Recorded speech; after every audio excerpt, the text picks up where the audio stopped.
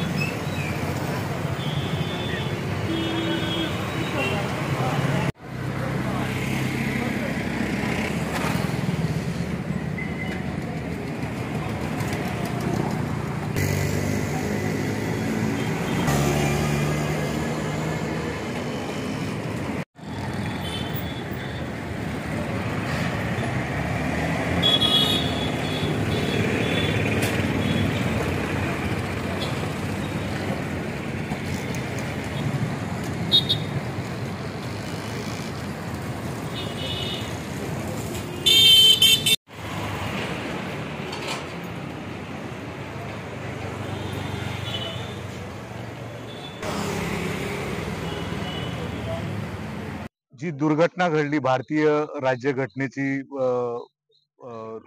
त्या ठिकाणी नासधूस करण्यात आली, त्याचा निषेध म्हणून आम्ही अतिशय कमी काळामध्ये आमचे पक्षाचे नेते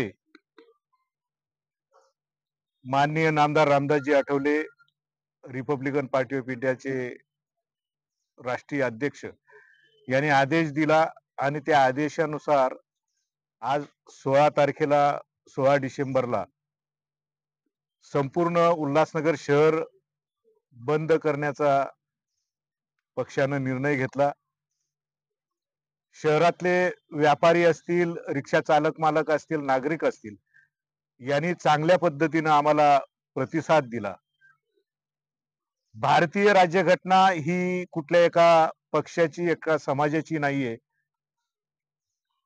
संपूर्ण भारतातल्या प्रत्येक नागरिकाची जबाबदारी आहे त्याचं घटनेचं पावित्र्य राखण्याची, आणि त्या जबाबदारीच्या भावनेतनं आम्ही आजचा हा बंद पाळलेला आहे. रिपब्लिकन पक्षाची जिल्हा कार्यकारिणी, उल्हासनगर शहर जिल्ह्याची कार्यकारिणी आणि आम्ही माननीय प्रांत अधिकारी यांच्याकडे पक्षाच्या वतीने निवेदन दिलं. त्यासोबतच माननीय पोलीस उपायुक्त परिमंडळ 4 यांना सुद्धा आताच निवेदन दिलं आणि आमची भूमिका पत्रामध्ये नमूद केली आहे. अशा पद्धतीची दुर्घटना भविष्यात घडू नये म्हणून शासनाने उपाययोजना करावी आणि जे दोषी आहेत त्या दोषींवर कडक कारवाई करावी, अशा पद्धतीचं निवेदनामध्ये नमूद केलंय. प्रांत अधिकारी यांनी सुद्धा आम्हाला आश्वासन दिलं की हे निवेदन माननीय जिल्हाधिकाऱ्यांच्या मार्फत शासनाला पाठवू. माननीय पोलीस उपायुक्त यांनी सुद्धा हे निवेदन आम्ही योग्य त्या चॅनलच्या मार्फत शासनाला पाठवू, अशा पद्धतीचं आश्वासन दिलंय. मी आजच्या या झालेल्या बंद यशस्वीमध्ये जे जे सहभागी आहेत, नागरिक असतील, व्यापारी असतील, रिक्षा युनियन असेल, त्यांना सगळ्यांना आजच्या या बंद मध्ये सहकार्य केल्याबद्दल मी त्यांचे सगळ्यांचे आभार मानतो. टाउन दर्शन न्यूज, समाचार ही नहीं विचार भी.